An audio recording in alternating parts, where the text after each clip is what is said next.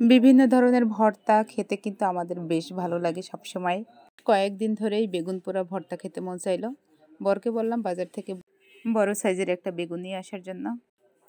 বাজার থেকে বেশ বড় সাইজেরই একটা বেগুন নিয়ে চলে আসলো।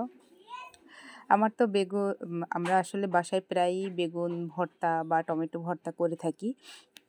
কিন্তু এই যে মাটির চুলায় বা ছাদে বসে একটু বেগুন ভর্তা করব, আরও সাথে অনেক কিছু করব। অবশ্যই সাথে থাকুন, দেখতে থাকুন। বেগুনটাকে বেশ যত্ন সহকারে পোড়ানো হবে, এই জন্য হলুদের গুঁড়া, মরিচের গুঁড়া আর একটু লবণ দিয়ে ভালোভাবে মিক্সড করে নিলাম। একটু চাকু দিয়ে বাকি যে হলুদ মরিচের গুঁড়া ভিতরে একটু দিয়ে দিলাম। বেগুনটা পোড়ানোর জন্য বেগুনের গায়ে একটু তেল মাখালে ভালো হয়, বেগুন তাহলে পুড়ে যায় না একদম। আর বেগুন ভর্তাটাও বেশ টেস্টি হয় তেল মাখানোর পরে। বেগুনটা বেশ ভালো করে মাখানো হয়েছে।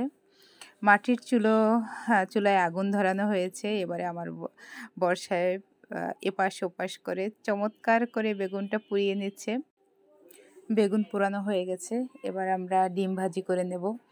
ছাদ বাগানের ধনেপাতা আর কাঁচা ঝালটাও কিন্তু আমার ছাদ বাগানের। এখন আমরা ডিম ভাজি করে নেব, তো সেটাও ছাদে করব।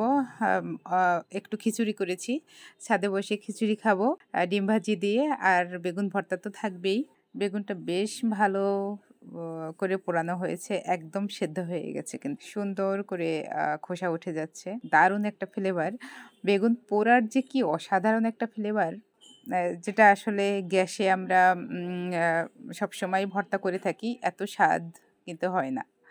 আপনারা অবশ্যই ট্রাই করবেন। ছুটির দিন সকাল সকাল আমরা সব নিয়েই ছাদে চলে আসছি। বেগুন পোড়ানো হয়েছে, এবারে এখানে ছাদে বসেই ডিম ভাজি করে নেব আর বেগুন ভর্তা করে নেব। ছাদে বসে ছুটির দিনে আসলে এভাবে কাটানোই বেশ ভালো। ছাদে বসে বেগুন ভর্তা করা, আর এই যে একটু খিচুড়ি রান্না করেছি, খিচুড়ি খাওয়া।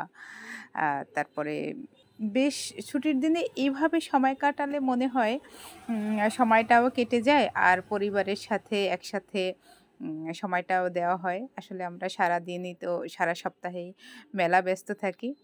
তো শুক্রবারটা জমিয়ে আড্ডা দিয়ে সবসময়ই চেষ্টা করি আর কি, আড্ডা দেওয়ার জন্য, মনটা ফ্রেশ রাখার জন্য, ভালো থাকার জন্য। আপনারা অবশ্যই চেষ্টা করবেন।